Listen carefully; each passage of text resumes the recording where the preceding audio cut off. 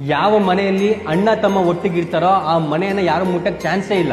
ಯಾವ ಮನೆಯಲ್ಲಿ ಅಣ್ಣ ತಮ್ಮ ಒಟ್ಟಿಗಿರ್ತಾರೋ ಅವ್ರು ಎಂಥ ಕಷ್ಟ ಬಂದರೂ ಕೂಡ ಅವ್ರು ಅದನ್ನ ಎದುರಿಸ್ತಾರೆ. ನಿಮ್ಮ ಜೀವನದಲ್ಲಿ ದೇವರೆಲ್ಲರೂ ನಿಮಗೆ ಒಬ್ಬ ಅಣ್ಣನನ್ನ ಕೊಟ್ಟಿದ್ರೆ, ಒಬ್ಬ ತಮ್ಮನನ್ನ ಕೊಟ್ಟಿದ್ರೆ ಅವ್ರನ್ನ ಉಳಿಸ್ಕೊಳ್ಳಿ. ನಾನು ಹಾಗೆ ಒಂದು ಸಾಲನ್ನ ಬರೆದಿದ್ದೆ ಹಿಂದೆ ಒಂದು ಸಲ. ದುಃಖನೇ ಕಾಣಿಸಲ್ಲ ನನ್ನ ತಮ್ಮ ಜೊತೆಗಿದ್ರೆ, ದುಃಖನೇ ಕಾಣಿಸಲ್ಲ ನನ್ನ ತಮ್ಮ ಜೊತೆಗಿದ್ರೆ, ನೀವೇ ಪುಣ್ಯವಂತರು, ದೇವರು ನಿಮಗೂ ಒಬ್ಬ ತಮ್ಮನನ್ನ ಕೊಟ್ಟಿದ್ರೆ.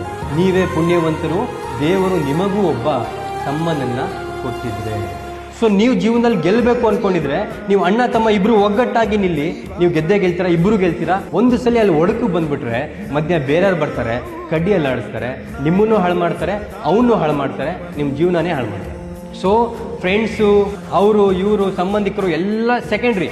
ನಾನು ನನ್ನ ತಮ್ಮ, ನಾನು ನನ್ನ ಅಣ್ಣ ಜೊತೆಗಿರ್ತೀವಿ ಅನ್ನುವಂಥ ಒಂದು ದೃಢವಾದ ಸಂಕಲ್ಪವನ್ನು ಇಟ್ಕೊಳ್ಳಿ. ಬಿಕಾಸ್ ಈ ಪ್ರಪಂಚ ನಿಮ್ಮ ಅಣ್ಣ ತಮ್ಮಂದ್ರ ಮಧ್ಯೆ ಬೆಂಕಿ ಹಾಕಿ ಹಾಳು ಮಾಡುವಂಥ ಎಲ್ಲ ಪ್ರಯತ್ನವನ್ನು ಕೂಡ ಮಾಡುತ್ತೆ ಮಕ್ಕಳ. ಬಾಲ್ಯದಿಂದ ಇಲ್ಲಿಯವರೆಗೂ ಎಲ್ಲ ನೋವು ನಲಿವಿನ ಒಳಗೂ ನಾನು ಕಂಡ